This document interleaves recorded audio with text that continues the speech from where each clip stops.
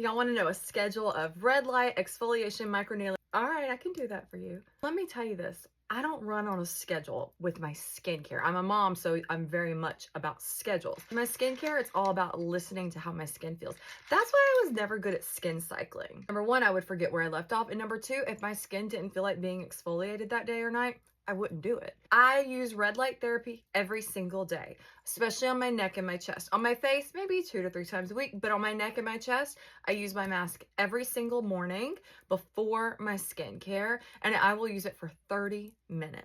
Exfoliation 2 to 3 times a week, sometimes once a week. It really depends on how my skin is feeling. And I enjoy a chemical exfoliant, AHA or a BHA toner. Most of the time, I like to exfoliate in the mornings because I love my retinoids at night. If I'm gonna exfoliate at night, I will use something like the Dr. Dennis Gross Pads. I do say for daily use, but still, I am not gonna do that daily. Absolutely not. Retinoids.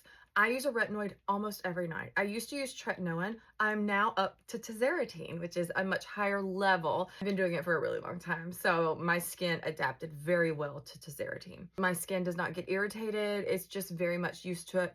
Also because of how I treat my skin. Skin flood, hydrating toners. I prep my skin before the retinoid. No, it does not dilute the retinoid. If anything, it's going to make the retinoid work even better because when your skin is damp, it's just going to soak it all up. Be careful though if you are putting tretinoin on damp skin because it can irritate you because it is being absorbed so fast and so deep. So many videos using tret on wet and people just want to lose their minds. I mean, what's new? Everybody wants to lose their mind about everything. It's something that I do and a lot of you do it too and you really like it. It's worked really well for you. So, I mean, of course you hear doctors and derms say, always put it on dry skin. Some will even say, don't even put on anything but the tretinoin. Respectfully disagree. I will not be doing that. That is not my vibe. The way that I do it works for me. Microneedling. It depends on the length of your needle. So I use a 1.0 and I will do that once a month. Now, in between that month, if I feel like I need a little skin booster,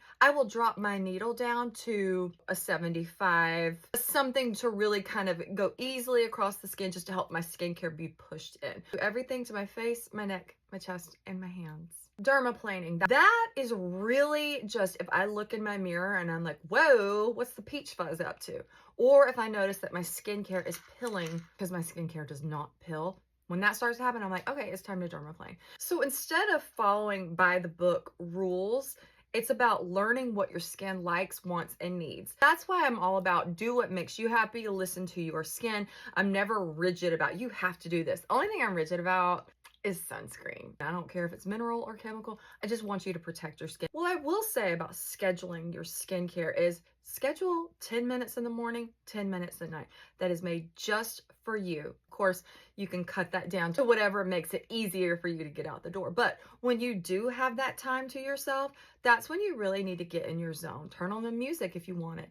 Make it quiet if you want it. Get you something to drink. Put on a beautiful robe. Don't worry about if somebody thinks you look silly. Maybe that's not their thing, but that's your thing. And they should respect what you like to do. It's important to take the time for yourself. Because you can't take care of anybody until you take care of yourself. We get spread way too thin in life. It's okay to be selfish sometimes, and it's okay taking care of yourself.